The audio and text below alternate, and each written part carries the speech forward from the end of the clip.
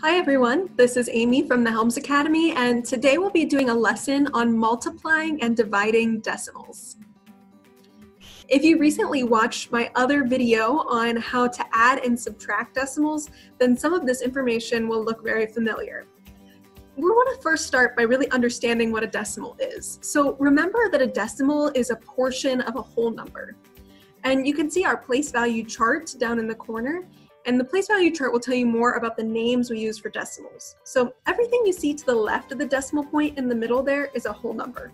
And everything to the right is a portion of a whole number, or a decimal value. So the decimal place value names are on there. They're tenths, hundredths, thousandths, 10,000ths, and 100,000ths. And we can recognize them by that TH ending that they all have. Now, we read the decimal point as and. So if we're reading a number that has a whole number and a decimal, we would read the whole number first. We would say and for the decimal, and then we'd read the place value after that. And the further we get to the right side of this, the smaller the value of the number is. And the further we get to the left side of this, the larger the value of the number is. Now, let's talk about multiplying decimals. So I've written a problem at the top here horizontally, and the problem says 7 2/10 times 4 92 hundredths.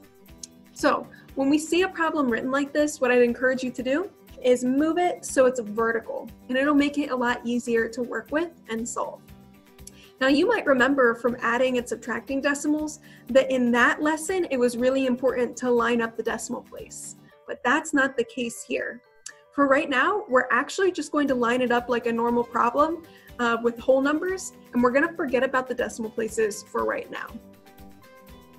We're going to start on the right side, and we'll start with that 2 on the bottom. Now remember, we're going to take the first bottom number and we're going to multiply it by both of the numbers on the top. So first we multiply it by the number closest there to that right side, which is 2. So 2 times 2 is 4, and I put that in my first spot down beneath the 2. Now I'm going to do 2 times 7, which is 14. And before I go on and start multiplying any of my other numbers, I need to always remember that when I finish multiplying one of my numbers on the bottom times the numbers across the top, that I will then need to put a place value holder of 0 for however many times I've moved over. So because we're just finished with the 2 now and we're moving over one place value to the 9, I'm going to put a 0 underneath where that 2 was so I can keep that place value holder. Now we're going to multiply that 9 by the 2 and 9 by the 7. So 9 times 2 is 18. And because 18 is larger as 2 place values there, we're going to bring that 1 up to the next place value over. And we can see that 9 times 7, which is 63, and then we add 1 more and we get 64. All right, so now we're going to move on. We're going to multiply that 4 by the 2 top numbers. And since the 4 is 3 spots over, we need 2 placeholders there. So we'll add 2 zeros down below, and now we can start multiplying. So 4 times 2 is 8, and 4 times 7 is 28. So you can see we have all of our numbers now completed. We've multiplied all parts of this.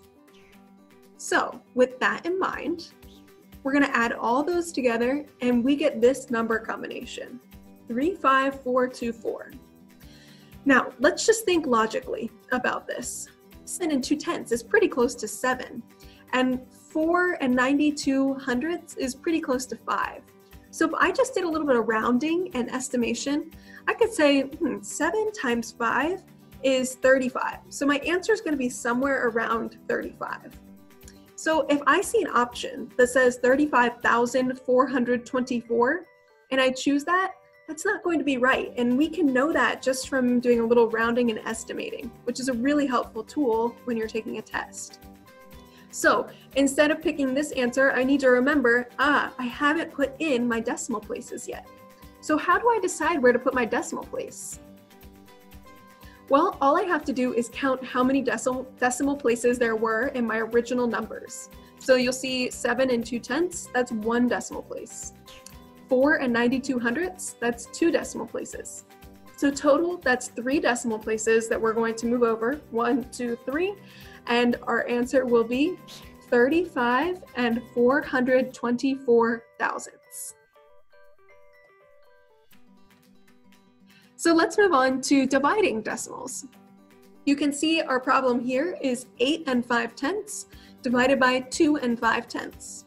So I have switched that to the long division format, which will be a little bit easier to use. Now, instead of working with decimals in the division format, I'm going to do a little workaround, and I'm going to multiply both of these by 10 so that way they'll be in a more workable form.